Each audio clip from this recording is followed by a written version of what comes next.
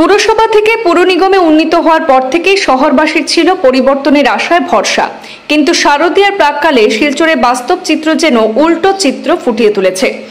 সেখানে আবর্জনা, জলজট আর রাস্তায় বড় বড় গর্ত, সব মিলিয়ে ভোগান্তির শিকার শিলচরের সাধারণ মানুষ। শারদীয় দুর্গোৎসবের প্রাক্কালে যখন শহরব্যাপী সাজসজ্জার প্রস্তুতি চলছে, ঠিক তখনই নাগরিক জীবনে ভর করেছে নানা সমস্যার ছায়া।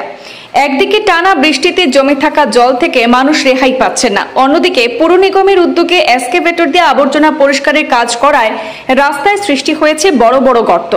প্রতিদিনের যাতায়াতে এইসব গর্ত যেন শহরবাসীর নতুন দুঃস্বপ্ন হয়ে দাঁড়িয়েছে।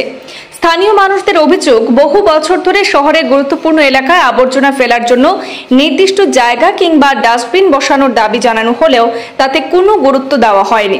ফলে শহরের বহু স্থানে এখনো উন্মুক্ত স্থানে আবর্জনা ফেলতে বাধ্য হচ্ছেন সাধারণ মানুষ। এতে শুধু পরিবেশই নয়, নষ্ট হচ্ছে শহরের সৌন্দর্য।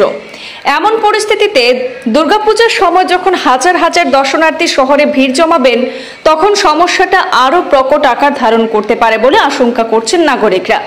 শহরের সৌন্দর্য রক্ষা, মানুষের স্বাভাবিক চলাচল এবং স্বাস্থ্য স্বচ্ছতা বজায় রাখতে আবর্জনা ব্যবস্থাপনার দ্রুত পদক্ষেপ নেওয়ার দাবি তুলেছেন সকলে।